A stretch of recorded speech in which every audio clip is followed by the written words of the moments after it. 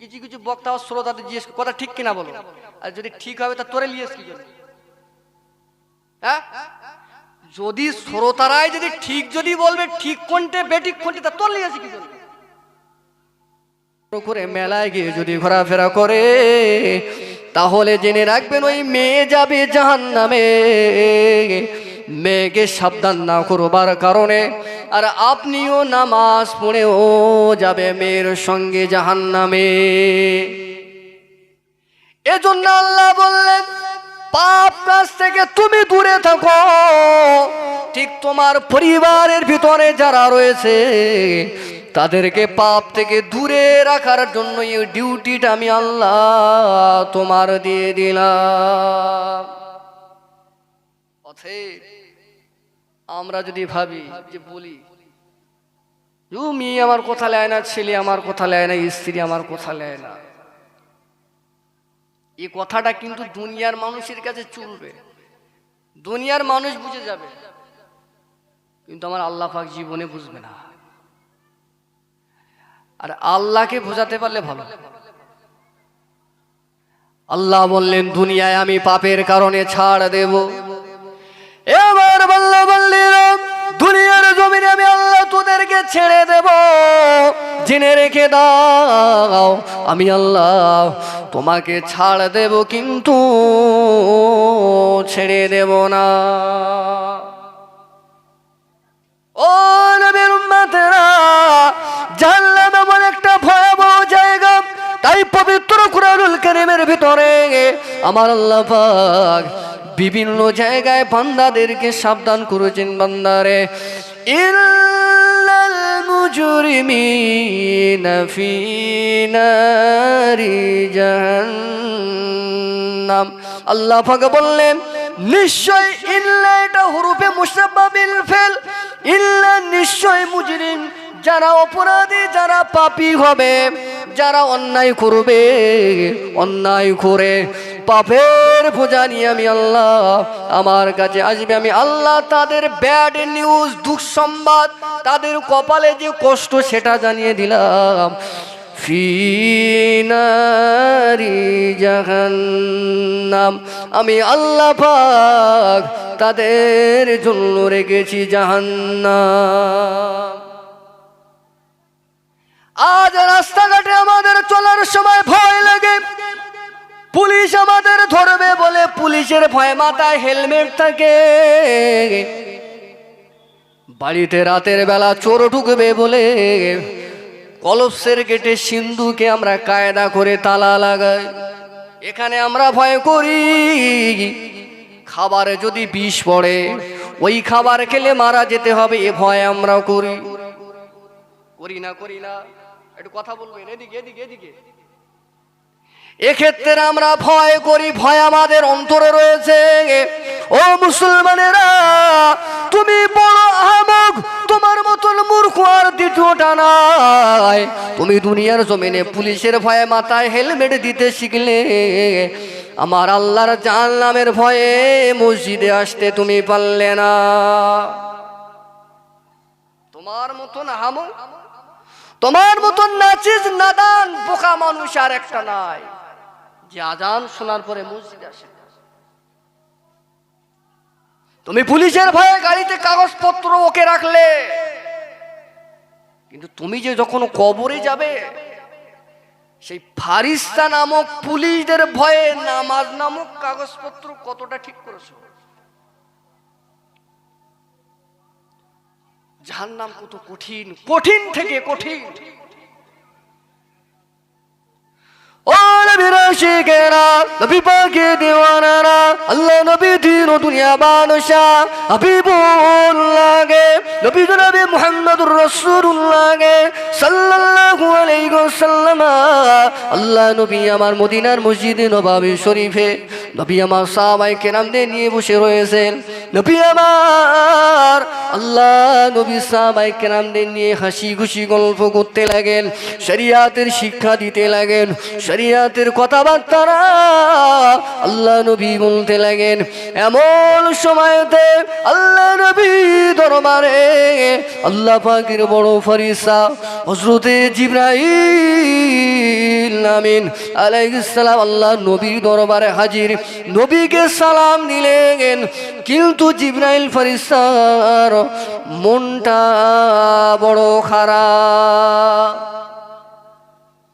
আল্লাহ নবী সালামের জবাব দিয়ে বললেন, ইয়া আখি জিবরাইল, ওগো আল্লাহ পাকের বড় ফেরেশতা জিবরাইল, তুমি তো আমি রাসূলুল্লাহ, আমার দরবারে প্রতিদিন আসো, আসার সময় তোমার মনটা বড় হাসি খুশি অবস্থায় থাকে, তোমার মনটা বড় হাসি খুশি অবস্থায় থাকে, কিন্তু আমি রাসূলুল্লাহ,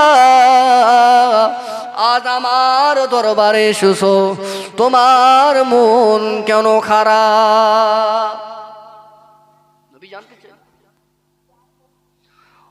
ওই সময়তে হযরতে জিবরাইল ফেরেশতা আলাইহিস সালাম আল্লাহ নবীর সঙ্গে বলতে লাগলেন, ইয়া রাসূলুল্লাহ গে, ইয়া হাবিবাল্লাহ, আমি জিবরাইল ফেরেশতা, আমার মন খারাপ হবার পিছনে যথেষ্ট কারণ রয়েছে। আল্লাহ নবী বললেন, কি কারণ? জিবরাইল ফেরেশতা বলতে লাগলেন, ইয়া রাসূলুল্লাহ, ইয়া হাবিবাল্লাহ, আমি জিবরাইল ফেরেশতাকে আল্লাহ পাক একটু জাহান্নাম দর্শন করতে বললেন। আমি জাহান্নামে চলে গেলাম, আল্লাহর জাহান্নাম দেখে, জাহান্নামের ভয়ঙ্কর তীব্র আওয়াজ, জাহান্নামের আগুনের গরম তীব্রতা দূর থেকে আমি দেখে, আমি জিবরাইল, আমার মুখে থেকে হাসি বন্ধ হয়ে যায়। কার হাসি বন্ধ হয়েছে? আমি অন্য সেই হাসানো বক্তা না, আমি ওইসব হাসাতে টাসাতে জানি না। কিছু জাহেল অশিক্ষিত বক্তা, চাঁদা তোলা মার্কা বক্তা, কোরআন হাদিসের জ্ঞান কিছু নেই, আমি অহংকার করছি না, তারা কোরআন হাদিস বলতে পারে না, বলা তো দূরের কথা, পড়তে পারে না। তারা সমাজকে মুরগি বানানোর জন্য, বোকা বানানোর জন্য এটাকে হাসি রঙ্গের মঞ্চ করে ফেলেছে। আমি যতটুকু ওয়াজ করি, যেখানেই করি, চেষ্টা করি কিছু কোরআন হাদিস থেকে বলার জন্য, আর যারা শোনে আমি তাদেরকে জিজ্ঞাসা করি, জিজ্ঞাসা না করলে না এই আলোচনা যেন ঠিক ক্লিয়ার হয় না। আপনারা যখন হ্যাঁ হু না বলবেন, বোঝা যাবে আপনারা শুনছেন। এই জন্য যখন জিজ্ঞাসা করবে একটু হ্যাঁ হু বলবেন। তাহলে জিবরাইল ফেরেশতা জাহান্নামের ভয় করে। আচ্ছা, জিবরাইল ফেরেশতার কোনো গুনাহ আছে? আপনারা কোনো হুজুরের মুখে শুনেছেন যে ফেরেশতারা জাহান্নামে যাবে? শুনেছেন? শোনেন। ফেরেশতাদের জীবনে আমল কম আছে? নেই। তাহলে যে ফেরেশতার জিন্দেগিতে আমলের ত্রুটি নেই, যে ফেরেশতা জাহান্নামে যাবে না, সেই ফেরেশতা জাহান্নাম দেখে আল্লাহর নবীর সামনে ভয়ে কাঁপছে। আমরা মানুষ জাহান্নামে যাবে তো? মানুষের জীবনে গুনাহ আছে না নেই? তাহলে যাদের জীবনে গুনাহ নেই, যারা জাহান্নামে যাবে না, তারা ভয়ে কাঁপছে। আর যাদের গুনাহ রয়েছে, যাদের জীবনে আমল নেই, যারা জাহান্নামে যাবে, তারা কাঁদে। তারাই মেলায় ঘুরতেছে, মেলায় ঘুরতেছে। এর জন্য আমি ফাতোয়া বলে যাচ্ছি, শরিয়াতের মাসাইল বলে দিচ্ছি। যে বাড়ির নারী, বেগুনা নারী, শুধু এখানে বলে নয়, তারা হাদিয়া গ্রামে বলে নয়, পৃথিবীর যে কোনো জায়গায়, মার্কেটে আপনার ওপেন ভাবে ঘোরাফেরা করবে, সে মিলাদের মার্কেটে হোক আর অন্য কোনো মেলা হোক, জাহান্নামে। এবং তার পরিবারের ভিতরে যারাও থাকবে তারাও। এবার আমাকে আপনাকে বুঝতে হবে, আমার বাড়ির মাটাকে বোনটাকে আমি, আমার আলোচ্য আয়াত শুরুতে আল্লাহ বলেছে তুমি নিজে বাঁচো, তোমার পরিবারকে বাঁচাও জাহান্নাম থেকে। আমি শুরু করেছি এই আয়াত দিয়ে। আর এখানে ভয় করছে জিবরাইল ফারিস্তা। আল্লাহর নবীর সম্মুখে এই সময় জিবরাইল ফারিস্তা বলতে লাগলেন, ইয়া রাসূলুল্লাহ, ইয়া হাবিবাল্লাহ, আল্লাহর জাহান্নামের এত তীব্র ক্ষমতা আমি জিবরাইল ফারিস্তা দেখে আর সহ্য করতে পারি না। কিন্তু আল্লাহ পাক আল্লাহ তাআলা ওই জাহান্নামে আপনার উম্মতদেরকে দিয়ে জ্বালাবে। ও নবীরা শেখেরা, নবী পাকের দেওয়ানারা, আল্লাহ পাকের বড় ফেরেশতা জিবরাইল ফেরেশতাকে আল্লাহ নবী আবার জিজ্ঞাসা করতে লাগলেন, ইয়া আখি জিবরাইল, ওই জাহান্নাম থেকে বাঁচার জন্য আমল কি তোমার জানা আছে? ওই জাহান্নাম থেকে বাঁচতে গেলে যে আমলের প্রয়োজন, ওই আমল কি তোমার জানা আছে? ওই সময় জিবরাইল ফারিস্তা বলতে লাগলেন, ইয়া রাসূলুল্লাহ, ইয়া হাবিবাল্লাহ, ওই জাহান্নাম থেকে বাঁচানোর আমল অনেক রয়েছে। সব থেকে আমার আল্লাহ পাক খুশি হয় ওই আমল করলে। আল্লাহর যে গোলাম, আল্লাহর যে বান্দা, আল্লাহর জাহান্নামের ভয়ে, কবরের ভয়ে, পরকালের ভয়ে, মিজানের ভয়ে, ফুলসিরাতের ভয়ে আল্লাহর ঘর মসজিদে, আল্লাহর জমিনে আমার আল্লাহকে খুশি করার জন্য আমার আল্লাহর পায়ে কদমে সাজদা করে, আমার আল্লাহ পাক ওই বান্দার উপরে খুশি হয়ে তার জাহান্নাম মাফ করে দেয়। আরো জোরে বলুন সুবহানাল্লাহ। তাহলে জাহান্নামে মাপার যত আমল নবী বললেন, এতটুকু শুনে কি বুঝলাম? একটা আমল শুনলাম তো, জাহান্নাম থেকে বাঁচতে গেলে কি করা লাগবে? আরে বলেন না, কি করা লাগবে? নামাজ লাগবে। আপনারা পড়েন, ভালো মানুষ। যারা পড়ে না, আমি হুজুর, আমার যত টাকা নজরানা দেখ না কেন, আমি আমার কাঁদার দরকার কাঁদবো, বলার দরকার আমি বলবো। কি হবে না হবে ও জানে আর আল্লাহ জানে। বুঝেছেন? নামাজ। আল্লাহ নবী মুসা আলাইহিস সালাম তুর পাহাড়ে চলে গেলেন। তুর পাহাড়ে চলে গিয়ে আল্লাহ পাককে আল্লাহ পাক প্রশ্ন করছেন, ও নবী মুসা রে, তুমি বলো কোথায় রয়েছো?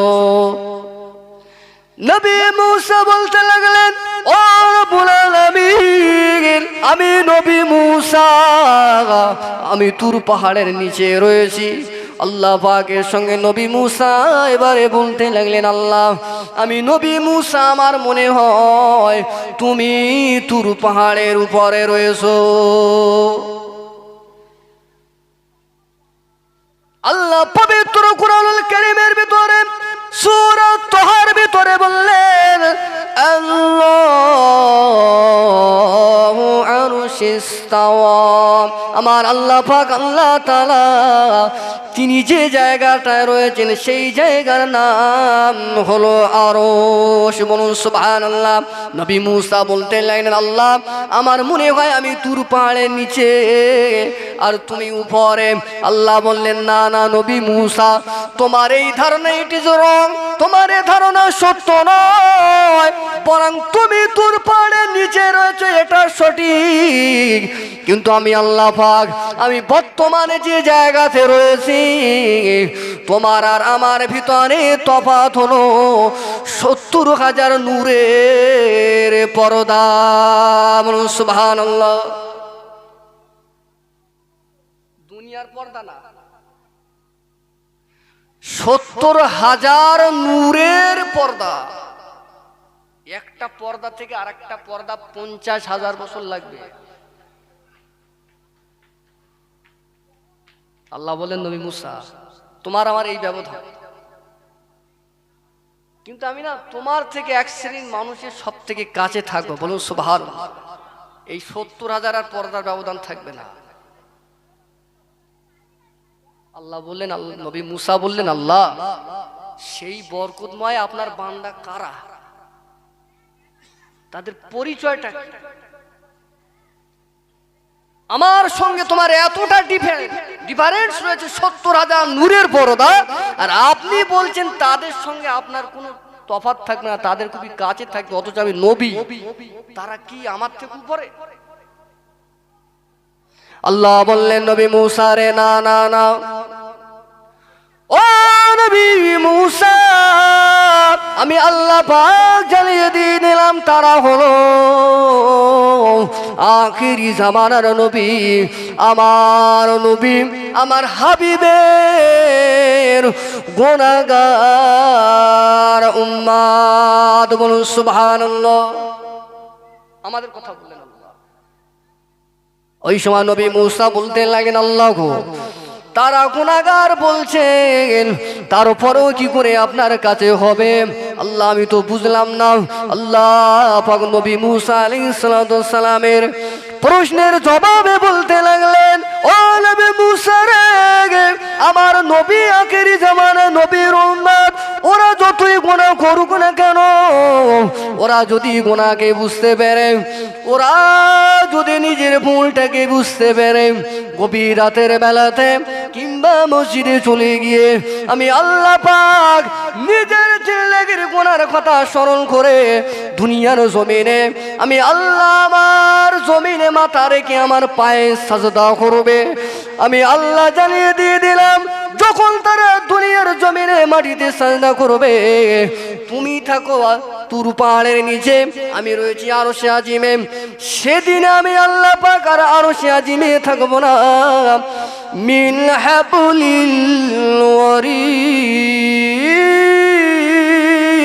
আল্লাহ পাক আল্লাহ বললেন, ওই সময় আমি আল্লাহ পাক কোরআনে বললেন, যখনই তারা নামাজের জন্য সাজদা করবে, তাদের ঘাড়ে যে রগ রয়েছে হাবলিল ওয়ারিদ, আমি আল্লাহ পাক এই ঘাড়ের শিরের থেকেও আরো কাছে পৌঁছে যাব। আরো জোরে বলে।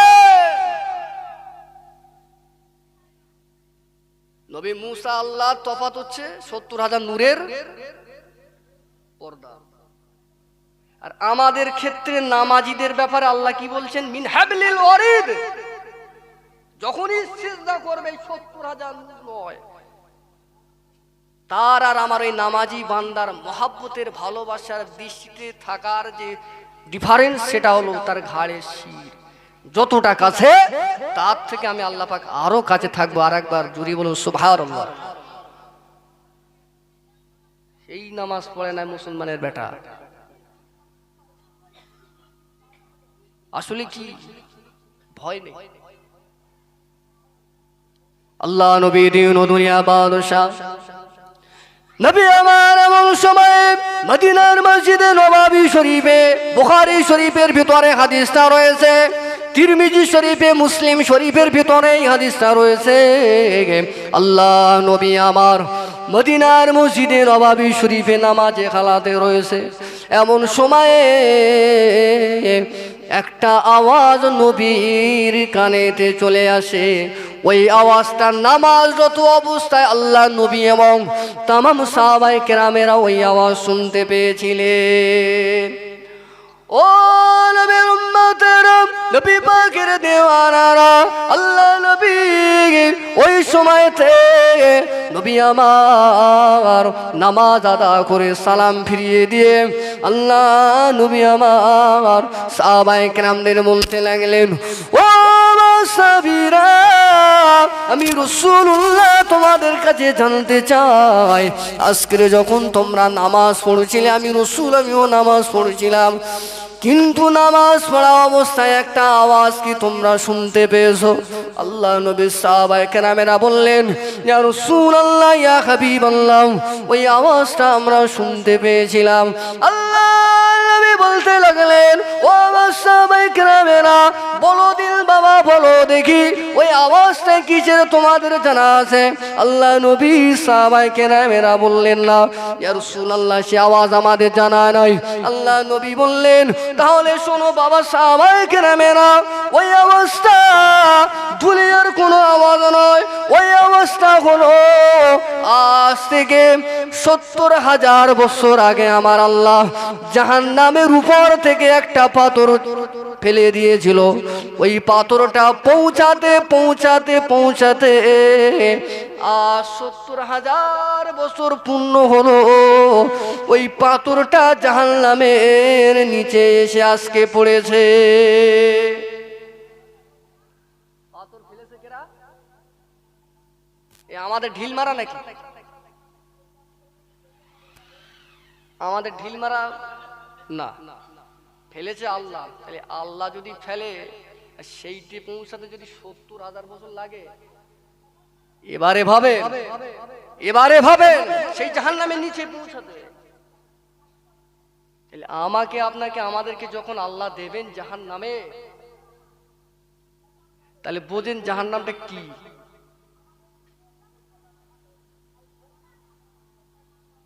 বুঝতে পেরেছেন?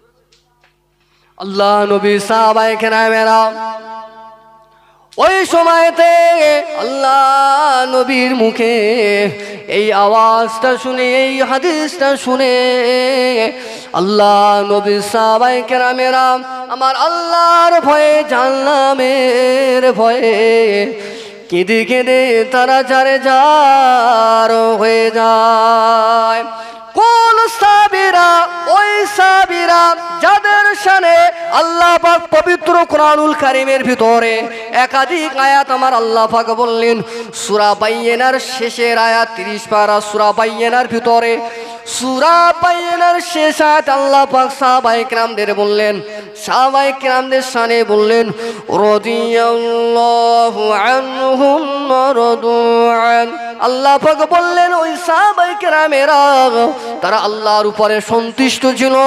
আমার আল্লাহ পাক ও সাহাবায়ে কেরামদের উপরেও রাজি। বলুন সুবহানাল্লাহ। সেই সাহাবীরা যাদের উপরে স্বয়ং আল্লাহ রাজি, তারাই ওই হাদিস শুনে কেঁদে কেঁদে যারে যা। সাহাবীরা সবাই জান্নাতি, সবাই জান্নাতি, তারপরেও কাঁদতেছে। আমার আলোচনার টপিক নেম যেটা, জিবরাইলের গুনাহ নেই, জাহান্নামের ভয়ে কেঁদেছে। জিবরাইল জাহান্নামে যাবে না, সাহাবায়ে কেরামরা জাহান্নামে যাবে না। সাহাবায়ে কেরামেরাও কেঁদেছে জাহান্নামের ভয়ে। আর আমরা 2024 সালের মানুষ যেভাবে ঘুরতেছি, মনে হচ্ছে যেন মরিয়ে যাবার ভেন্ডির তরকারি মতো সরাপ করে জান্নাতে চলে যাবো।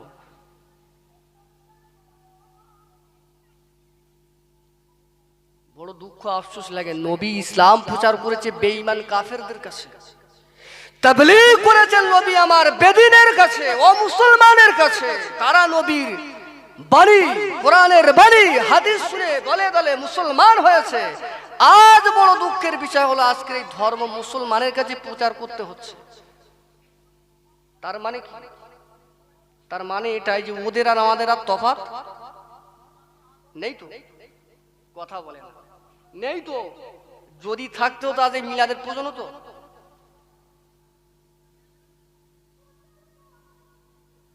এইসব প্রয়োজন হতো না, এর প্রয়োজন হতো না। যদি আখলাকে নববী কোরআন হাদিসটাকে আমরা যদি সবাই জানতাম, সবাই শিখতাম। পৃথিবীর জমিনে একটা দেশ আছে যে দেশেতে সবাই হাফেজ, সে দেশেতে এরকম আমাদের ভারতবর্ষে যেমন ইমাম রাখা হয় না। বলুন সুবহানাল্লাহ। এই শিখতে বলা হয়েছে সকলকে। অনেকে আবার গোলামি লোক রয়েছে বলে, হুজুর আমরা যদি শিখি তা তোমরা চলবে কি করে? চালানির মালিককেরা। যে দেশে সবাই হাফেজ, ওই দেশে মসজিদের ইমাম নেই, তাদের চলে না? তুমি এই কথা মৌলী সাহেবদের বলে ব্যঙ্গ করে বলছো, খোদা ডবল পালিশ করবে। ও নবীর আশিকেরা, নবী পাকের দিওয়ানারা, তাই আমি শুরুতে বলেছিলাম আল্লাহ রাব্বুল আলামিন পবিত্র কোরআনুল কারীমের ভিতরে বললেন, ইয়া আইয়ুহাল্লাযীনা আমানু أنفسكم وأهلكم نارا আল্লাহ বললেন বান্দা তুমি নিজে জাহান্নাম থেকে বাঁচো ওই জাহান্নামের ভয় তুমি নিজে করো জাহান্নামের ভয়েতে তোমার জিন্দেগিটাকে পাল্টে ফেলো আখলাকে নববী করে ফেলো আল্লাহওয়ালা তুমি হয়ে যাও তুমি শুধু এক আল্লাহওয়ালা হবে না তোমার পরিবারের ভিতরেও যারা রয়েছে তাদেরকে আল্লাহওয়ালা বানানোর ডিউটিটা আমি আল্লাহ তোমায় দিয়ে দিলাম কেন হবে আল্লাহ পাক পবিত্র কুরআনুল কারীমের ভিতরে অন্য জায়গায় বললেন আলা ইন্না আউলিয়া আল্লাহি লা খাউফুন আলাইহিম ওয়া লাহুম ইয়াহজানুন আল্লাহ পাক বললেন তোমাকে আমি ওলি এই কারণে হতে বললাম আমি আল্লাহ পাক যে জাহান্নাম তৈরি করে রেখে দিয়েছি ওই জাহান্নামে তারা যাবে না যারা আমি আল্লাহ আমার ওলি হয়ে যাবে বলুন সুবহানাল্লাহ এই আমরা শুধু মনে করি ওলি মনে হয় পীর না এটা আমাদের ভুল আরবি শব্দ বুঝতে হবে ওলিউন শব্দের অর্থ হলো বন্ধু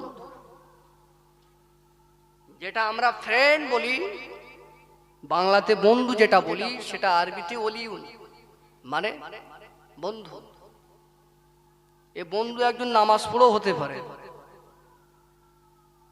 শরিয়াতের 5 ওয়াক্ত নামাজ যা কিছু আল্লাহ বলেছেন সেগুলো মেনে সে বন্ধু পীর হতে হবে আপনাকে এ শর্ত নয় পীরও আলাদা লাইন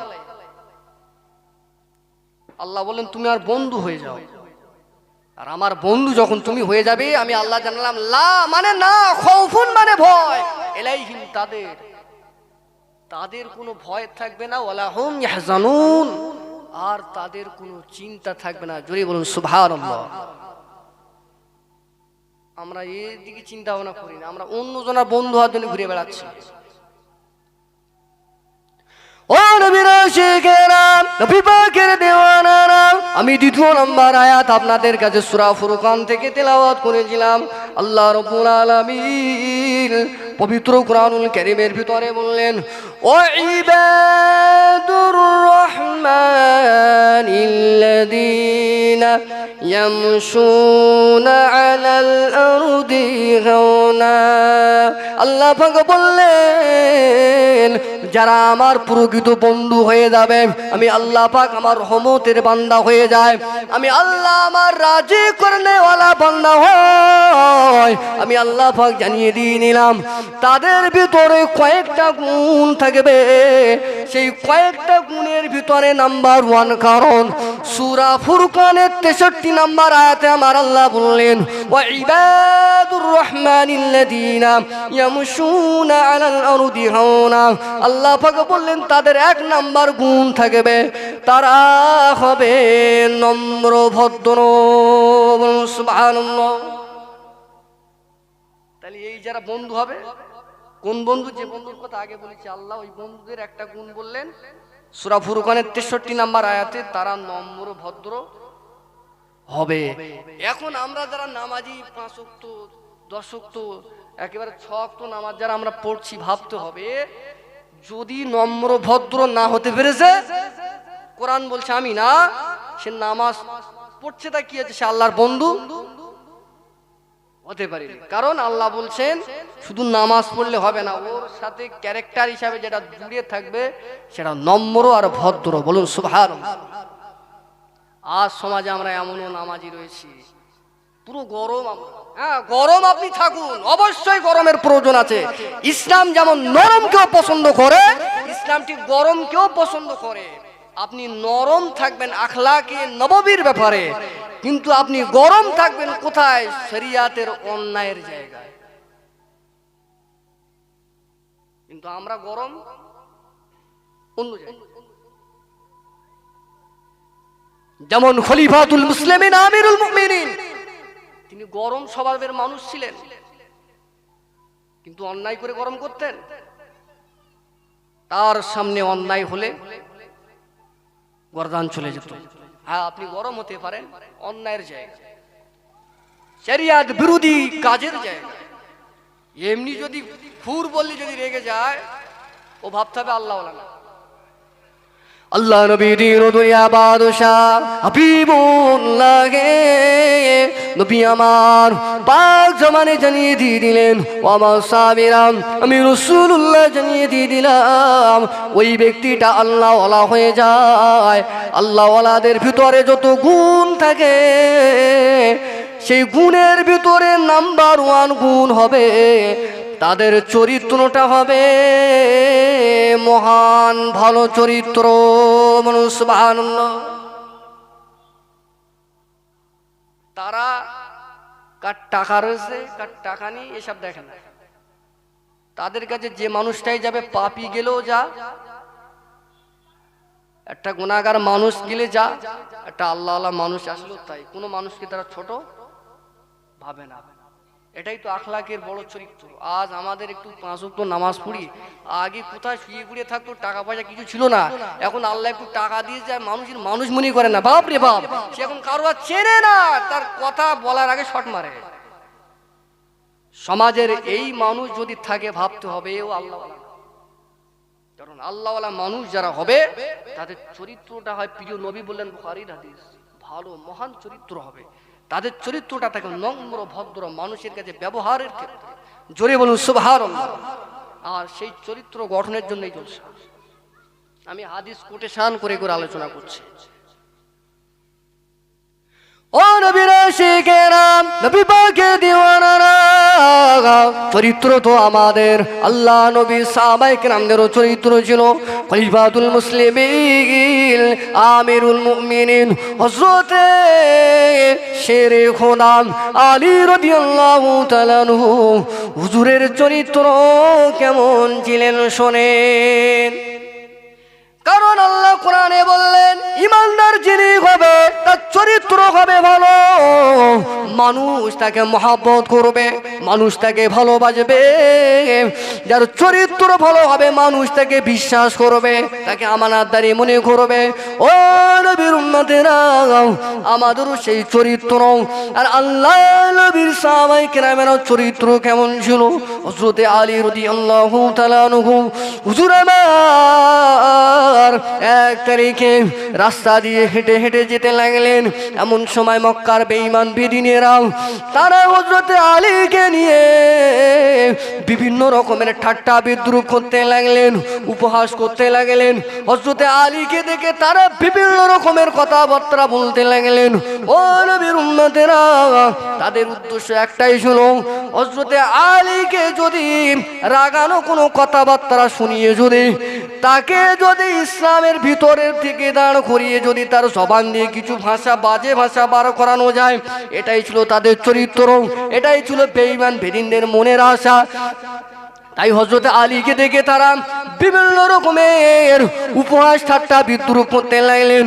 হযরতে আলী রাদিয়াল্লাহু তাআলা আনহু হুজুর আমার কোনো মানুষের কথা কানে নিলেন না, হুজুর সোজা যেতে লাগলেন। যেতে যেতে যেতে যেতে ও নবীর উম্মতেরা, হযরতে আলীকে যখন দেখছে বেঈমানেরা যে হযরতে আলী তো রেগে যায় না, হযরতে আলীকে তো কোনো রকমে পাকড়াও করা যায় না, কালা বোবার মতন চলে যায়।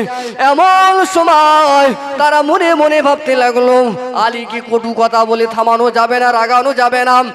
আলীর কলিজা যিনি, তিনি হলেন আলীর নবী, তিনি হলেন আলীর শ্বশুর এবং হযরতে আলী রাদিয়াল্লাহু তাআলা আনহুর রাসূল নবী। ওই নবীর বিরুদ্ধে যদি কিছু কথা বলা যায় তাহলে আলী রেগে যাবে, আর যখনই রেগে যাবে আলী তার বিরুদ্ধে কোনো কিছু একটা গালিগালাজ করে ফেলবে, তখন আলীর ঈমান নষ্ট হয়ে যাবে। এই মনে করে তখন তারা আলীকে রাগানো বাদ দিয়ে আল্লাহ নবীর নামে আলীর সামনে গাল দেওয়া শুরু করেছে। তাই প্রথম ব্যবহারে আলী কি হয়েছে? নরম, তাই তো? আচ্ছা, বুঝতে পারছেন আপনারা কিছু? প্রথম যখন গালিগালাজ করেছে কাফেররা, বাজে বাজে কথা বলেছে, আলী কোনো জবাব দেয়নি। ওরা বুঝেছে যে এতে আলী রাখবে না, তখন ওরা ফের ষড়যন্ত্র করে ওদের নবী, ওই নবীর ব্যাপারে শোনাতে হবে।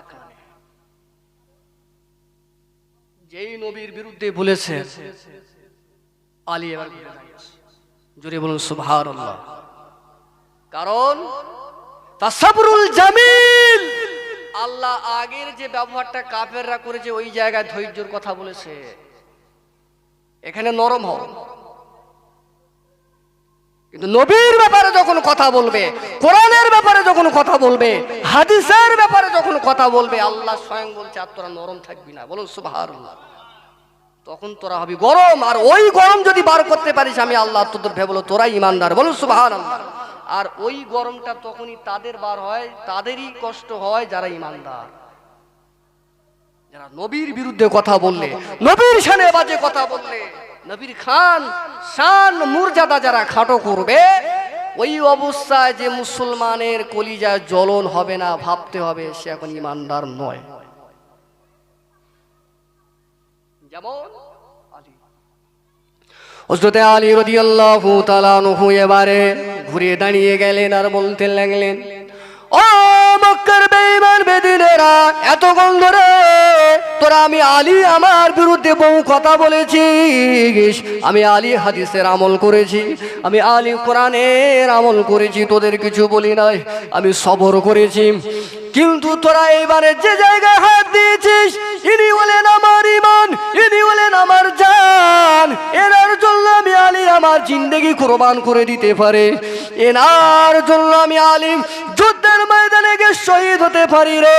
এ মক্কার বেঈমান বেদিনেরা, আমি আলী তোদের আর ছেড়ে দেব না। বলুন সুবহানাল্লাহ। আলী ছিলেন ওই জামানার সব থেকে বড় বীর পালোয়ান।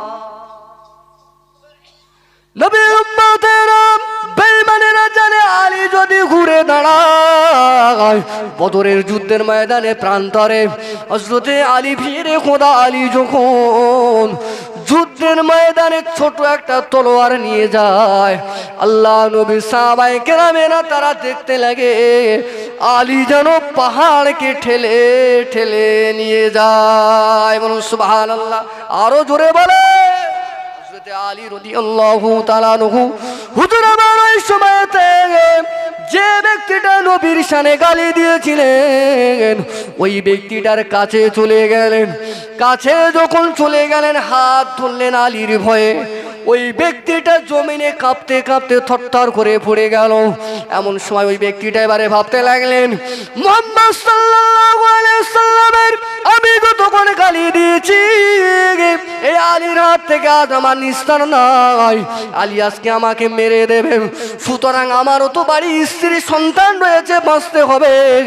ও মুসলমানেরা, ওই সময়ে হযরত আলী রাদিয়াল্লাহু তাআলা আনহুর হাত থেকে বাঁচার জন্য ওই বেদিনটা সঙ্গে সঙ্গে গালের থুতু নিয়ে আলীর মুখে নিক্ষেপ করে। কখন থুতু নিক্ষেপ করেছে? যখন তারে পেড়ে দেবে বলে শুয়েছে। তুই আমার নবীর নামে কথা বলেছিস বেটা? যখন তারে ঘাড় কলা ধরে যখন জমিনে ফেলেছে, ও বেঈমান তখন ভাবছে আলীর হাত থেকে আর নিস্তার নেই আমার। এখন এখান থেকে বাঁচতে গেলে আমার উপস্থিত বুদ্ধি দরকার। সেই উপস্থিত বুদ্ধিটা কি?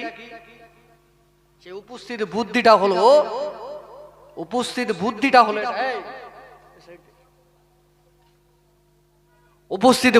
হলো এটাই, যে কোনো বাহানা দিয়ে পালাতে হবে। কি করেছে? সঙ্গে সঙ্গে এই ব্যক্তিটা হযরত আলীর হাত থেকে বাঁচার জন্য এক গাল থুতু নিয়ে আলীর চোখে মুখে নিক্ষেপ করে। ও নবীর উম্মতেরা, এবারে আপনারাই বলুন ওই সময়ে হযরত আলীর রাগ বাড়বে না কমবে? বলেন। বেড়ে যাবে, বেড়ে যাবে ওই সময়। কারণ একে তো নবীর নামে কথা বলেছে হিসেবে, আবার আলী যখন তাকে পাকড়াও করলো বাঁচার জন্য থুতু নিক্ষেপ করেছে হিসেবে, ওই সময় যদি রাগ বেড়ে যায়, কিন্তু হযরতে আলী তিনি এবারে ভাবতে লাগলেন এই রাগের কারণে আসামিকে মারা যাবে না। বলুন সুবহানাল্লাহ। আর হুজুরি বলুন সুবহানাল্লাহ। কেননা আমি আলী যদি একেবারে মারি তাহলে এবারে হবে আমার ব্যক্তিগত রাগের কারণে একে মারা। কিন্তু ওকে যে আমি মারার জন্য শুইয়ে দিয়েছি প্রথমে, ওটা হলো আমার নবীর মহাব্বতে মারা। দ্বিতীয়বারে যে আমার মুখে নিক্ষেপ করেছে থুতুম, এরপরে যদি মারি তাহলে আমার নবীর মহাব্বতের গুরুত্ব কমে যাবে। বলুন সুবহানাল্লাহ। তাকবীর দান, নারে তাকবীর। একটু জোরে সোরে তাকবীর দান, নারে তাকবীর। औलादे मुजाद्दिद ज़मान, मसलाके मुजाद्दिद ज़मान, सिलसिला हक फुरफुरा शरीफ, सिलसिला हक फुरफुरा शरीफ, जनाब पीरजादा भाईजान हुजूर किबला, जनाब पीरजादा भाईजान हुजूर किबला। नारे तकबीर, नारे रिसालत। একটু দরুদ পড়ি, আল্লাহুম্মা সাল্লি আলা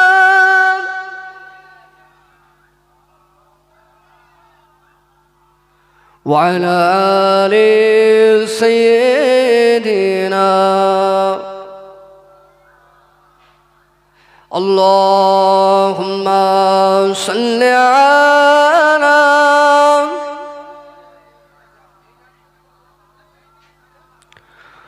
وعلى آل سيدنا। আমার বাবাজি ভাইজানেরা, খুশির খবর আমাদের আকাঙ্ক্ষিত সুদূর ফুরফুরা দরবার শরীফ থেকে ভাইজান হুজুর এসছেন। হুজুরের টাইম মোতাবেক স্টেজে চলে আসবেন। গ্রামবাসী ভাই ও বাবাজিরা, আপনারা যারা এখন এদিকে ওদিকে আসেন, চলে আসেন।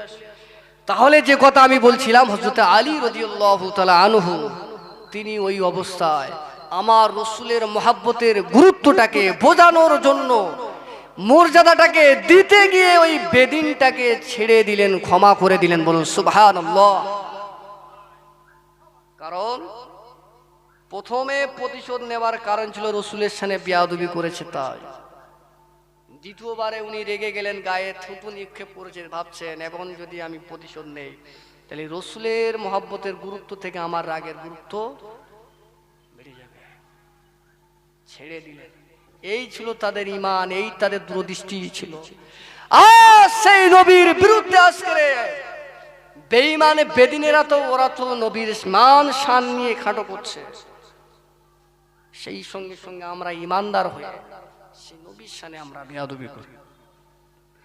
সেই নবী আমার হাদিস পাকের বুখারী শরীফের হাদিস পাকের ভিতরে আল্লাহ নবী বললেন, আমার সাহাবীরা, আমি রাসূলুল্লাহ তোমাদের জানিয়ে দিয়ে দিলাম, ওই ব্যক্তিটা প্রকৃত ঈমানদার হবে যে ব্যক্তিটার আখলাক হলো ভালো। আল্লাহ নবীর সাহাবী হযরতে আলী রাদিয়াল্লাহু তাআলা আনহু, হুজুর আমার এইরকম একটা রাগের জায়গা থাকবার পরেও নবীর দেওয়া আখলাকের পরিচয় তুলে দিয়ে গেলেন। ও নবীর আশিকেরা, আজ 2024 সালে আজ আমাদের আখলাক নাই, আজ আমাদের কথাগুলো একেবারে 1 লাখ পাওয়ারের 440 ভোল্টেজ হাই ভোল্টেজ হয়ে রয়েছে। বাপের কথা ছেলে খুশি নয়, ছেলের কথায় বাপ খুশি নয়। আজ আমাদের ভিতরে আখলাক নাই, আজ আমাদের ভিতরে নামাজ নাই, আমাদের ভিতরে রোজা নাই, দিন শরীয়ত নাই, আজ আমাদের ভিতরে আল্লাহ নবীর কোনো আখলাক নেই। আল্লাহ নবী দিন ও দুনিয়া বাদশাহ হাবিবুল্লাহকে নবী আমার হাদিস পাকের ভিতরে বললেন, ও আমার সাহাবীরা, কিয়ামত খুবই নিকটবর্তী, কিয়ামত খুবই কাছে কাছে। আল্লাহ নবী বললেন, সাহাবায়ে কেরামেরা বললেন, ইয়া রাসূলুল্লাহ, ইয়া হাবিবাল্লাহ, কিয়ামত কবে হবে? আল্লাহ নবী বললেন, ও আমার সাহাবীরা, আমি রাসূলুল্লাহ জানিয়ে দিয়ে দিলাম, কিয়ামতের বড় বড় 10টি আলামত। ওই বড় বড় 10টি আলামতের ভিতরে নাম্বার 1 আল্লাহ নবী আমার বললেন, ইমাম মাহদী আলাইহিস সালাম যখন আগমন করবে, ওই ইমাম মাহদী আলাইহিস সালাম যখন আগমন করবে, তোমরা ভেবে নেবে কিয়ামত আর দূরে নাই। আল্লাহ নবী সাহাবীরা আবার প্রশ্ন করলেন, ইয়া রাসূলুল্লাহ, ইয়া হাবিবাল্লাহ, কোনটা ইমাম মাহদী, কখন আসবে? কিভাবে আসবে, কিভাবে তাকে আমরা চিনব? আজকের বাংলাদেশের কিছু ভণ্ড তারা বলতে লাগলে পাকিস্তানি ইমাম মেহেদী এসেছে। বাংলাদেশের কিছু জাহেল আলেম থেকে শুরু করে কিছু সাধারণ মানুষ কখনো তারা বিভিন্ন দেশে বলতে লাগলেন ইমাম মাহাদি এসেছে। খবরদার, না না না, কোনো হুজুরের কথা, কোনো আলেমের কথা, কোনো জাহেলের কথা বিশ্বাস করবেন না। আল্লাহ নবী আমার ইমাম মাহাদি আলাইহিস সালামের আগমনের কিছু নিদর্শন দিয়ে গেলেন।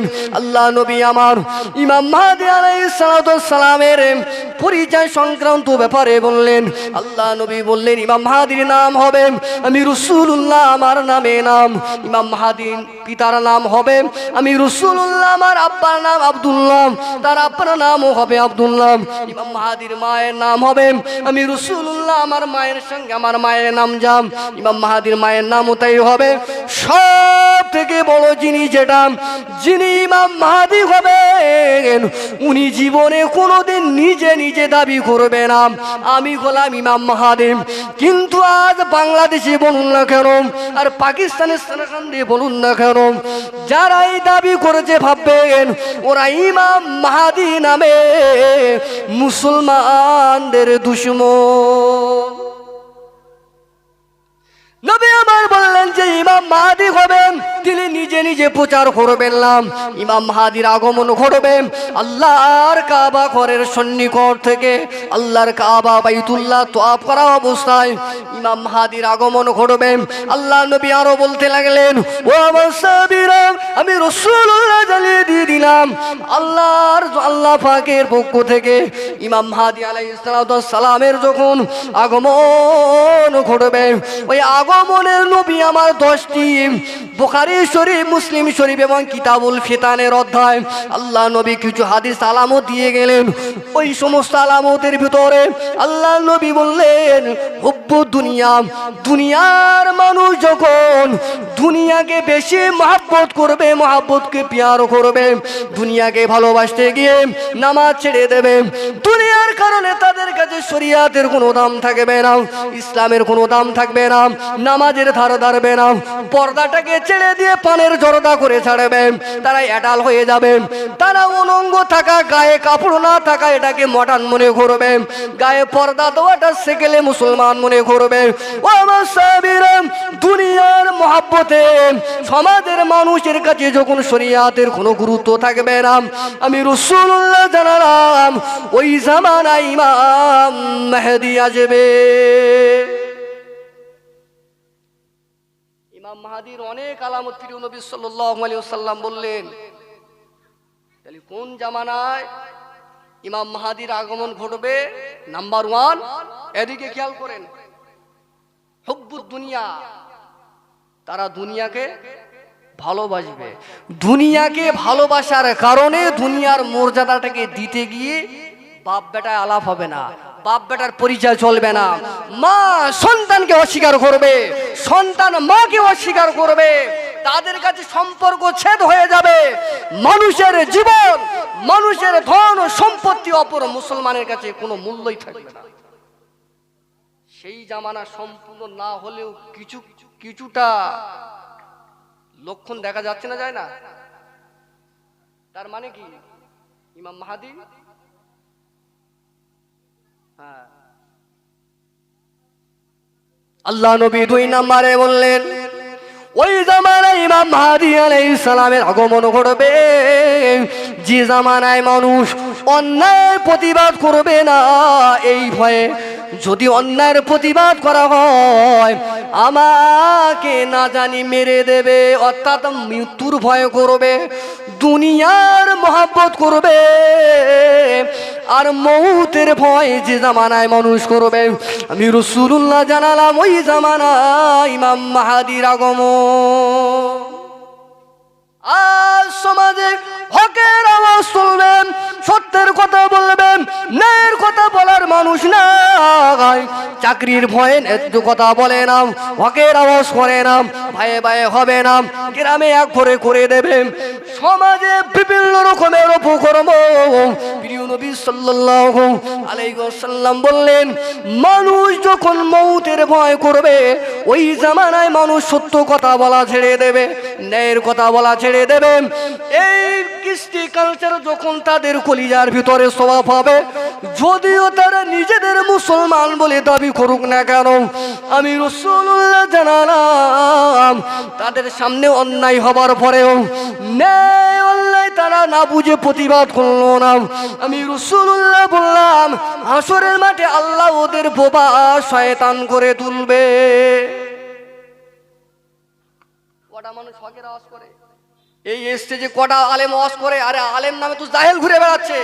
এখনো যদি গ্রামার ধরা হয় তাদের, শরিয়াতের যে আরবি, আপনি যে হাদিসের মানে বুঝবেন, কোরআনের যে মানে বুঝবেন, এই কোরআন হাদিসের মানে বোঝার জন্য একটা জ্ঞান আলাদা স্পেশাল শিখতে হয়, যেটা নাউসারফ। এই নাউসারফের জ্ঞান নেই, জাহেল। আগে বলেছি, একটা কোরআনের আয়াত তুলে দিলে কোনটা ইসম, কোনটা ফেল, কোনটা হারফ মানে করা তো দূরের কথা, ইসম ফেল হারফ পর্যন্ত বলতে পারবে না। আল্লাহ পাক কোরআনে এই যে কথাটা বলছে, এটা ফেলে মাদি, ফেলে মুদারে, ফেলে নেই না আমার, এ বলার ক্ষমতা নেই, কিন্তু এখানে আওয়াজ করছে 20,000 টাকা ভিজিট তাদের। আপনাকে হাতে আমি গুনে গুনে বলতে পারি, আজ সমাজ ধূলিসাৎ হওয়ার পিছনে যতগুলো কারণ রয়েছে, ওই সমস্ত কারণের ভিতরে একটা কারণ হলো জাহেল আলেমের আওয়াজ। কোরআন পড়ে না, পড়তেও পারে না, সহি করে মাখরাজ সহকারে কোথায় ল পড়তে হয়, লাম মুসাদ্দার লাম কোথায় ল হয়, কোথায় পুর হয়, বারিক হয়, এ জ্ঞান নেই। ইন্নাল্লাহ 30,000 টাকা 40,000 টাকা দেয় ভিজিটার হুজুর, ইন্নাল্লাহ পড়তেছে, কোথায় ইন্নাল্লাহ হয় জানে না, তার 40,000 টাকা ভিজিট, এরকম আঙুল দিয়ে প্রমাণ করে দেখাতে পারে। বুঝেছেন? এই হকের আওয়াজ এক শ্রেণীর আলেম যারা তুলবে, তাদেরকে বিভিন্ন রকম তাকমা লাগিয়ে দেবে, এ ওই বিরোধী, ও ওই বিরোধী, এ ফুরফুরার বাইরে, ও অমুকের বাইরে, ও তমুকের বাইরে, ও আমাদের না, কাঠি মারা শুরু করবে। বসিরাটে আল্লামা হুজুরের ওয়াজ শিক্ষা যদি তার সামনে খুলে দেওয়া হয়, খোদার কসম স্টেজের এই জায়গায় আলেমের ভাগ কমে যাবে ওয়াজ করার। আমি আপনাদের বারে বারে বলবো, ইউটিউবার যারা রয়েছে, আমি এদেরকে এর মাধ্যমে বলতে চাই, এলাকার যদি সমাজ ভালো করতে চান, যদি শিখতে যদি চান, আলেমকে 1 বছর আগে দাওয়াত করুন, সাবজেক্ট বেঁধে দেন, সাবজেক্ট বেঁধে দেন, 2 ঘন্টা আপনাকে আলোচনা করতে হবে, বুখারী তার হাদিস পড়ে আসুন। এই সমস্ত কথা হকের আওয়াজ আমি আল্লাহ রাসূলের এখান থেকে কোটেশন করছি। ইমাম মাহদী আলাইহিস সালাতু ওয়াস সালাম যখন আগমন ঘটবে, আগমনের যে সূত্রপাত, প্রিয় নবী সাল্লাল্লাহু আলাইহি ওয়াসাল্লাম বললেন, মানুষ মৌতের ভয় করবে, আরে মৃত্যুর ভয়ের কারণে হক কথা বলা ছেড়ে দেবে। এটা বলতে গিয়ে এতদূর চলে আসলাম। সেই হকের কথাটা যেদিকে নেবেন আপনি সেই দিকে। আচ্ছা, আমি যে কটা কথা বললাম হাদিস কোরআন ছাড়া, এমনি আলাদা যে কথাগুলো বললাম, ভুল কিছু বলছি বলে মনে হচ্ছে কিছু বক্তা শ্রোতাদের জিজ্ঞেস কথা ঠিক কিনা বলো, আর যদি ঠিক হবে তা তোরে লিয়েস কি জন্য? হ্যাঁ, যদি শ্রোতারাই যদি ঠিক যদি বলবে, ঠিক কোনটে বেঠিক কোনটে, তা তোর লিয়েছে কি জন্য? আমি বলছি, ও নবীর আশিকেরা, নবী পাকের দিওয়ানারা, আল্লাহ নবী দিন ও দুনিয়া বাদশা হাবিবুল্লাহ, কিতাবটার নাম হলো জামে তিরমিজি, অধ্যায়ের নাম হলো কিতাবুল ফিতন। কিতাবুল ফিতনের ভিতরে আল্লাহ নবী বললেন, সমাজে এক শ্রেণীর আলেম বার হবে, তারা ইলম অর্জন করবে দুনিয়ার উদ্দেশ্যে। লা তাকুমুস সাআ, ততদিন পর্যন্ত কিয়ামত হবে না যতদিন না পর্যন্ত দুনিয়ার জমিনে জাহেল বক্তার আবির্ভাব ঘটবে। সেটা আপনি স্কুলে ধরে নিতে পারেন, মাদ্রাসায় ধরে নিতে পারেন, এই মঞ্চের ক্ষেত্রে ধরে নিতে পারেন। আর সিনিয়র মাদ্রাসাতে গুলে গিয়ে ভালো করে দেখুন, ওখানে যদি 50টা হুজুর থাকে, আমি আপনাকে আমার এলাকায় কিছু হুজুর এমনও রয়েছে দেখিয়ে দেব, এখনো তারা ভালো করে সিগা বহজ জানে না, অথচ তারা 60,000 টাকা মাইনের হুজুর।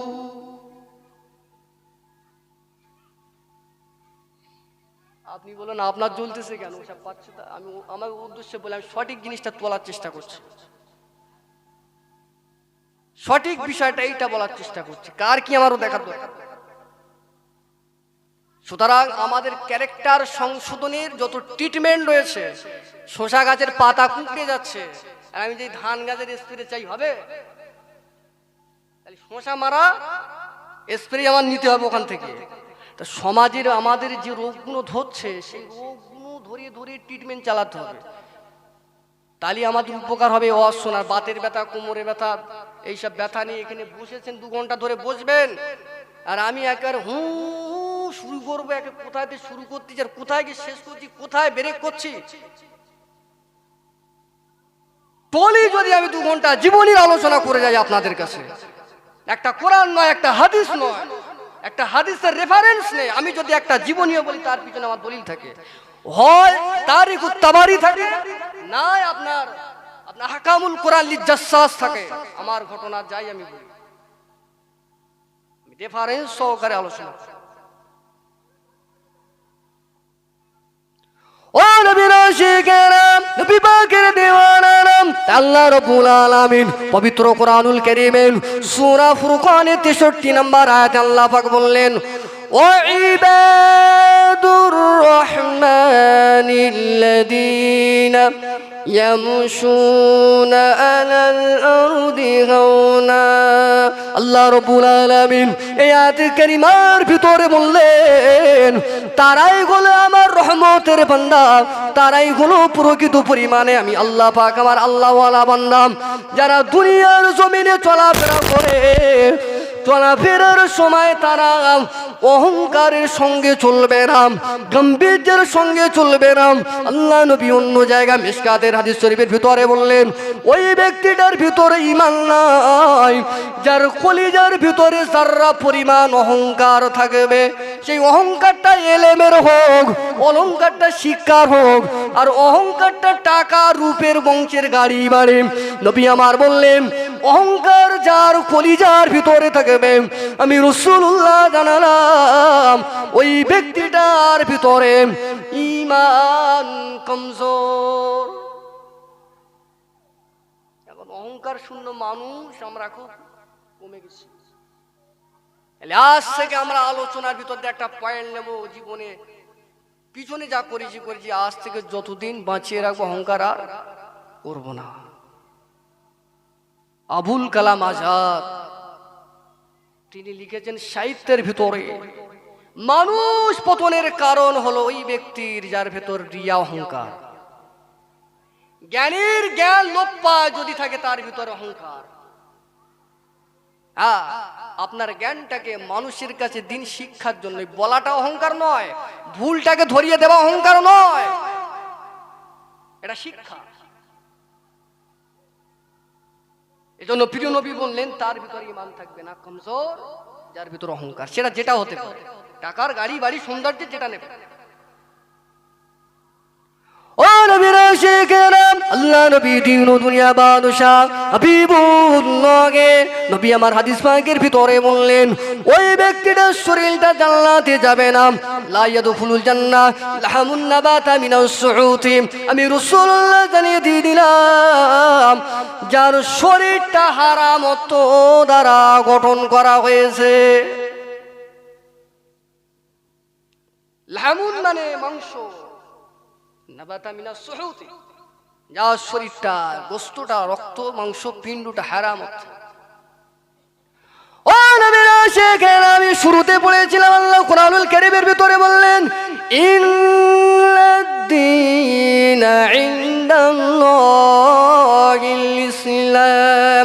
আল্লাহ রাব্বুল আলামিন পবিত্র কোরআনুল কারীমের ভিতরে বললেন, এ জগতের মানুষেরা, আমি আল্লাহ পাক আল্লাহ তাআলা দুনিয়ার জমিনে যত দিন রয়েছে, যত রিলিজিয়ান রয়েছে, যত ধর্ম রয়েছে, আমি আল্লাহ পাক আমার কাছে সব থেকে মনোনীত পছন্দনীয় অ্যাকসেপ্ট করা ধর্মগুলো আমি আল্লাহ আমার দ্বীন ইসলাম ধর্ম। বলুন সুবহানাল্লাহ। দয় বয় দীর্ঘি দন্তন দিন মানে ধর্ম, আর দয় হস্যি দন্তন দিন মানে সূর্যটা দিন। দাল ইয়ানুন দিন ধর্ম। আল্লাহ বলছেন পৃথিবীতে যত রিলিজিয়ান ধর্ম আছে সমস্ত ধর্মের ভিতরে আমি আল্লাহ আমার মনোনীত ধর্ম হলো ইসলাম। ইসলামটা সালাম শব্দ থেকে এসেছে, যার অর্থ হলো শান্তি। সেখান থেকে এসেছে মুসলমান, অর্থাৎ মুসলমান যিনি হবেন তিনি হলেন শান্তি প্রিয় লোক। আছি তো আমরা? যদি শান্তি প্রিয় লোক হবে তাহলে এলাকায় এত ঝগড়াঝাটি হচ্ছে কেন? আমাদের ভাবতে হবে রোগ কোথায়। তার মানে কোরআনের ওই আয়াতের দৃষ্টিভঙ্গিতে আমরা নেই। ও নবীর উম্মতেরা, আজ দিন ইসলামটা পেয়েছি, এই দিন এই আল্লাহর মনোনীত দিন ধর্মটা এ পর্যন্ত এত সহজে এসে পৌঁছায়নি। এই দিনটাকে পৌঁছে দেওয়ার জন্য আল্লাহ নবীকে ওহদের ময়দানে নিজের দন্দন মোবারক শহীদ করতে হয়েছিল, মাথায় আপনার লোহার কড়ার আঘাত খেতে হয়েছিল। আল্লাহ নবীকে লুকিয়ে লুকিয়ে ঘরের ভিতরে দরওয়াজা দিয়ে নামাজ পড়তে হয়েছিল। আজ যেদিন ইসলাম পেয়েছি, এই ইসলামটা হযরতে খাব্বাব রাদিয়াল্লাহু তাআলা আনহু হুজুরের জীবনের তাজা কলিজার খুনের রক্তের বিনিময়ে হযরতে জাবের রাদিয়াল্লাহু তাআলা আনহু, হযরতে আব্দুর রহমান ইবনে আউফ রাদিয়াল্লাহু তাআলা আনহু, হযরতে জাফর ইবনে আবি তালিব রাদিয়াল্লাহু তাআলা আনহু, হযরতে আব্দুল্লাহ ইবনে রাবাহ রাদিয়াল্লাহু তাআলা আনহু, হযরতে উবাই ইবনে কাব রাদিয়াল্লাহু তাআলা আনহু, হযরতে কাব বিন মালিক রাদিয়াল্লাহু তাআলা আনহু, হযরতে খাব্বাব রাদিয়াল্লাহু তাআলা আনহু, হযরতে উনাইস রাদিয়াল্লাহু তাআলা আনহু, আল্লাহর নবীর বড় বড় বড় বড় জলিল কত সাহাবায়ে কেরামদের জীবনের রক্তের বিনিময়ে এই ইসলাম এ পর্যন্ত পৌঁছেছে। আজ এই ইসলামটাকে নিয়ে মসজিদে আজান হয়ে গেলে মুসলমান পাওয়া যায় না, আবার বলে আমি মুহাম্মদ আব্দুস সাত্তার, বলে চাচার নামাজ পড়ো। তবে খবরদার অনুরোধ করছি, এই গ্রামে যদি সাত্তার বলে কেউ থাকে রাগ করবেন না। আমি এটা উদাহরণস্বরূপ বলছি, হুজুররা যখন একটা কথা বলে উদাহরণস্বরূপ, সাত্তার আব্দুস সাত্তার, হয়তো সেই সাত্তার ভালো নামাজ পড়ে, হয়তো ভট করে বলে আমি নামাজ পড়ি আমার বলছিস কেন? আব্দুস সাত্তার নাম আছে কিন্তু কাম ফেরাউনের মতো। আচ্ছা আপনারা জানেন ফেরাউনের বংশ আছে না নেই? আবু জাহেলের বংশ, হ্যাঁ, আবু সুফিয়ানের বংশ। হাদিস বলছে আছে। ইমাম মাহদী আলাইহিস সালাতু ওয়াস সালামের বিরুদ্ধে যিনি তলোয়ার ধরবে সেই জামানায় এসে সুফিয়ানের বংশ। প্রিয় নবী বললেন ইমাম মাহদী আসবে আমার আহলে বায়াত থেকে। আজ আহলে বায়াতটা কি আমরা জানি না। আরে নবীর চিনিলে তো আহলে বায়াত চিনব কি করে? নবী চিনিলে আমরা আহলে বায়াত কি করে চিনব? আহলে বায়াতের আলোচনাই নেই সমাজে। আরে হুজুর জানে না তা বলবে কি? দু চারটে বাংলা চটি কেতাব পড়ে আর এর তার মিলাদ হেডফোন কানে দিয়ে শুনিয়ে স্টেজে ঝাড়তেছে, কপি করতেছে, আর এরা শুধু লিখতেছে ঝড় তোলা ওয়াজ, তুফান তোলা ওয়াজ। কি ঝড় তুলতেছে, ও যে কি সাংঘাতিক শব্দ নিছে আপনারা যদি জানতেন না। ও হুজুর এসব মনের কষ্টে বলছি, কিন্তু আমাদের সত্যি সত্যি দাওয়াত নেই, ভাইরাল হওয়ার জন্য বলিনি বলো। ওদের যা দাওয়াত সেই তুলনায় সিকি পরিমাণ দাওয়াত নেই আমাদের। তিনটি চারটি করে এবেলা ওবেলা মারতেছে। আহলে বায়াত আজ সমাজের জমিনে, সমাজের বুকেতে সুফিয়ানের বংশধর বেঁচে থাকবে। আবু জেহেল চলে গেছে। আমার যেটা আলোচনার উদ্দেশ্য, আপনারা আমার কেউ শত্রু নন, আমিও আপনাদের শত্রু নই। আল্লাহ নবী বললেন বাল্লিগু আন্নী ওয়ালাউ আয়া, ইসলামের তুমি যদি একটা বাণী জানো অপরের কাছে শেয়ার করে দেওয়ার দায়িত্ব আমি রাসূলুল্লাহ তোমার দিলাম। ও নবীর আশিকেরা, নবী আমার বুখারী মুসলিম শরীফের হাদিসের ভিতরে বললেন লা ইউমিনু আহাদুকুম হাত্তা ইয়াকুনা হাব্বা ইলাইহি মিন ওয়ালিদিহি ওয়া ওয়ালাদিহি ওয়ান নাসি আজমাইন। আল্লাহ নবী আমার এই হাদিসের ভিতরে বললেন লা ইউমিন, তো এই ব্যক্তিটা ততক্ষণ পর্যন্ত মুমিন মুসলমান হতে পারবে না আত্তা কুনা হাব্বা ইলাইহি মিন ওয়ালিদিহি ওয়া ওয়ালাদিহি ওয়ান নাসি আজমাইন। আমি রাসূলুল্লাহ জানিয়ে দিয়ে দিলাম তার কলিজার ভিতরে তার মা বাপ, তার সন্তানাদি, অন্নাসি আজমাইন, এটা হলো জামার সিগাম। আল্লাহ নবী বললেন দুনিয়ার যত মানুষ রয়েছে সমস্ত মানুষ অপেক্ষা আমি রাসূলুল্লাহ আমাকে যে মুহাব্বত না করতে পারবে ওই ব্যক্তিটা প্রকৃত পরিমাণে মুমিন নয়। আমরা তো সবাই দাবি করো নবীর মুহাব্বতের মানুষ, এখন একটা একটা করে বলি যদি সবাই ধরা পড়বো, আমি হুজুরও পড়বো। এই আমি বেকেনে ঝাড়তিস বলে যে আমি বাদতাও না, আমার ভেতরে কি আছে সেটা আপনারা জানেন, সেজন্য আমিও বলে নিচ্ছি আমিও ধরা পড়বো। একটা একটা করে যদি এই হাদিসের সারা যদি করা হয় সবাই ধরা পড়বে। একটা যদি বলা যায় নবীর মুহাব্বতটা কি, আল্লাহ পবিত্র কোরআনুল কারীমের ভিতরে বললেন মা আতাকুমুর রাসূলু ফাখুযুহু ওয়া মা নাহাকুম আনহু ফান্তাহু। আল্লাহ পাক পবিত্র কোরআনুল কারীমের ভিতরে বললেন এ জগতের মানুষেরা মা আতাকুমুর রাসূল, আমার রাসূল তোমাদেরকে যেটা দিয়েছে ফাখুযুহু সেটাকে ক্যাচ করো, গ্রহণ করো, ধরে নাও। ওয়া মা নাহাকুম, এটা আপনার ফিলেন নেই। আল্লাহ নবী আমার বললেন, আল্লাহ পাক বললেন আমার নবী যেটা তোমাদেরকে নিষেধ করেছে ফান্তাও সেটাকে বর্জন করো। নবীর দেওয়াটাকে গ্রহণ করা, নবীর নিষেধটাকে বর্জন করা, এটাই হলো নবীর মুহাব্বত আর নবীর মানা। এটাই নবী বলেছে মুখে দাড়ি রাখো, নবী বলেছে আমি রাসূলুল্লাহ তোমাকে জানালাম তোমার মাকে মহাব্বত করবে। আমি রাসূল বললাম সুদ খাবে না, আমি রাসূল বললাম মিথ্যা কথা বলবে না, চগলখড়ি করবে না, পরচর্চা করবে না, পরনিন্দা করবে না, জেনা করবে না, ব্যভিচার করবে না, আল ঠেলবে না, জমি বন্ধক নেবে না, মেরে নেবে না, কেড়ে নেবে না, ফাঁকি দেবে না। ও মুসলমান, আপনারা নিশ্চয়ই ভালো বলে ও শুনতে এসেছেন, কিন্তু ভারতবর্ষের পশ্চিম বাংলার মুসলমানের কথা বলি, বিভিন্ন জায়গায় দেখতে পাওয়া যায় স্টেজে ওঠার আগে কিছু কিছু লোক বলে হুজুর একটু আল ঠেলার ব্যাপারে কথা বলবেন, বোঝা যায় ওই এলাকায় আল ঠেলা রয়েছে। এইরকম কিছু অভিজ্ঞতার কথা বলছি। নবী যেটা নিষেধ করেছে সেটা মানার, নবী যেটাকে করতে বলেছে সেটাকে মানাম, এই বড় জোর আর করণীয়। আর আমি যেগুলি বললাম আমাদের ভিতরে যদি থাকি নবীকে মানতে পেরেছি বলে মনে হয়, তার মানে যখনই মানতে পারিনি ভাবতে হবে এখনো। এই জন্য মসজিদে আজান হলে মন কাঁদে না যে মসজিদে যাই, কারণ এই জায়গায় চোরালি দিয়েছে। চোরালিক যদি ক্ষেতের আলে যদি ক্যাঁকড়া যদি ভোগ করে ফেলে, আপনি সারাদিন যদি খেতে পানি দেন, 1 ঘন্টা পরে গিয়ে দেখবেন সে পানি আর আসে না। কেন? কোথা দিয়ে কোলাস মেরেছে না কোন জায়গা থেকে ক্যাঁকড়া বেটা চোরালিক মেরেছে, পানি সব পাশের খেতে চলে গেছে। আসলে আমাদের ইমানের ঘরে শয়তান ভোগ করে ফেলছে।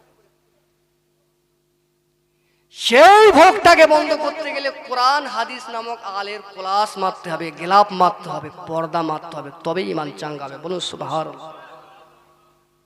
আমার আলোচনায় আপনাদের রাগটা হচ্ছে? খোদার কসম আপনাদের সঙ্গে আমার কারো রাগারাগি নেই, শত্রুতা নেই। এটাই মূলত ক্লাস, এটাই মূলত আলোচনা। আর প্রিয় নবী এইভাবে সাহাবায়ে কেরামদেরকে প্রতিটা বিষয়ে ট্রেনিং দিয়ে শিক্ষা দিয়েছে, ওহ করিনি শুধু উঠে। ও নবীর আশিকেরা, এবারে একটু ভিটামিন ওয়াজ না করলে অনেকে মনে মনে কষ্ট পাচ্ছে। ভিটামিন মানে বোঝেন? ভিটামিন চালাতে হবে, মুখ দেখলে সব বোঝা যায়। যখন না গরম চলে না, কে রুগী না রুগী মুখের দিক তাকালে বোঝা যায়। অভিজ্ঞতার কথা বলছি। আল্লাহ নবী দিন ও দুনিয়া বাদশাহ হাবিবুল্লাহ নবী আমার এটা কোথায় পাবেন? তারিক ইবনে জারির তাবারির ভিতরে এসেছে। আল্লাহ নবী আমার নবী পাকের মহব্বতের সাহাবী আল্লাহর হয়ে গেলে কি হওয়া যায়? যেহেতু আমি আয়াত পূর্বে প্রথমে তেলাওয়াত করলাম, আল্লাহ বললেন যারা আমার হয়ে যাবে দুনিয়া আখিরাতে পরকালে তাদের কোনো ভয় থাকবে না। আল্লাহ নবী সাহাবী হযরতে আক্কাস রাদিয়াল্লাহু তাআলা আনহু হুজুর আমার আল্লাহর হয়ে গিয়েছিলেন। আল্লাহ নবীরা সাহাবায়ে কেরাম আল্লাহ নবী সাহাবায়ে কেরামেরা নবী ছাড়া কিছু বলতো না, নবীর মহব্বত ছাড়া তারা কিছু বুঝতো না। ওই সময় আজকের মতন এত খাবার ব্যবস্থা তখন ছিল না। আজকে আপনার যেটা খিদা লাগবে, পেটে যখন ক্ষুধা লাগবে বাজারে যেতে হবে না, বাড়িতে মোবাইলে যদি পয়সা থাকে বাড়িতে বসে বসে আপনি অনলাইনে খাবার বুক করবেন, একেবারে ঘরে ছেঁচে এসে বাবু বলে আপনার হাতে ধরিয়ে দেবে। এত উন্নতর জামানা, আজ আমাদের খাবার অভাব নাই, আজ আমাদের পোশাকের অভাবে নাই, কিন্তু তৎকালীন সমাজে আজ থেকে 1489 মতান্তরে 1500 বছর আগে আল্লাহ নবী সাহাবায়ে কেরামদের গায়ে বস্ত্র জামা ছিল না, তাদের পেটে ক্ষুধা ছিল। একদিন নয়, 2 দিন নয়, 3 দিন নয়, 1 সপ্তাহ পর্যন্ত তারা খাবার খেতে পারতো না। ওই সাহাবীদের ইমানের পাওয়ার কেমন ছিল? ও মুসলমানেরা, আজ তো আল্লাহ তোমাকে যথেষ্ট সুখী করেছে, তুমি বাড়ি বসে আপনার কিনা বিভিন্ন আপনার 5 স্টার হোটেলের খাবার অর্ডার করে খেতে পারছো। কিন্তু 1000 বছর আগে প্রিয় নবী সাল্লাল্লাহু আলাইহি ওয়াসাল্লামের সাহাবায়ে কেরামেরা যখন 1 সপ্তাহ খাওয়া হতো না, ক্ষুধার জ্বালা যখন সহ্য করতে পারতো না, সাহাবায়ে কেরামদের এমন ঈমান ছিল, ওই সময় দৌড়ে দৌড়ে দৌড়ে দৌড়ে দৌড়ে আল্লাহ নবীর দরবারে চলে যেতেন। আল্লাহ নবী দরবারে যখন চলে যেতেন, নবী পাকের নূরের মুখের দিকে যখন তাকাতেন, ওই সময়ে সাহাবায়ে কেরামদের 1 সপ্তাহের ক্ষুধার জ্বালা নিবারণ হয়ে যেত। আরো জোরে হবে না সুবহানাল্লাহ? 1 সপ্তাহ খাবার জ্বালা নিবারণ হয়ে যেত। আর খেয়ে নবীর একটা সুন্নত মানে না, খেয়ে নবীর সুন্নাত মানে না, এই খাওয়ার পরে যে আলহামদুলিল্লাহ পড়তে হয়, আল্লাহ শুকরিয়া করতে হয়, এটা নবীর সুন্নাত। জম্মের খাওয়া খেয়ে এটা করতে পারে না। সাহাবায়ে কেরামদের ইমাম কি ছিল? খালি পেটে নবী দেখবে পেট ভরে যাবে, জোরে বলবো সুবহানাল্লাহ। এই তাদের ইমাম। ও নবীর আশিকেরা, নবী পাকের দিওয়ানারা, আল্লাহ নবী নূরের নবী আমার আম্মা জান আয়েশা সিদ্দিকা রাদিয়াল্লাহু তাআলা আনহা হুজরা মুবারক থেকে আল্লাহ নবী আমার আসহাবে সুফার দিকে যেতে লাগেন। আসহাবে সুফা হলো ওটাই যে জামানায় ইসলাম গ্রহণ করবার জন্য যাদের ভিটে মাটি ছাড়তে হয়েছিল, ঘর বাড়ি ছাড়তে হয়েছিল, বাপ মাকে ত্যাগ দিয়ে দিনের সাথে ইমানের সাথে আল্লাহকে পাওয়ার জন্য, নবীকে পাওয়ার জন্য জন্মভূমির ভিটা মাটি ছেড়ে দিয়ে যে সমস্ত সাহাবায়ে কেরামদের মদিনার জমিনে যেতে হয়েছিল, ওই মদিনায় গিয়ে যাদের ঘর বাড়ি ভিটা মাটি ছিল না, আল্লাহ নবী আমার ওদের থাকার জন্য যে জায়গা করেছিলেন ওটা হলো আসহাবে সুফা। তাকবীর, নারে তাকবীর, নারে তাকবীর, সবাই দাঁড়িয়ে যান, নারে তাকবীর। औलादे मुजाद्दिद ज़मान, मसलाके मुजाद्दिद ज़मान।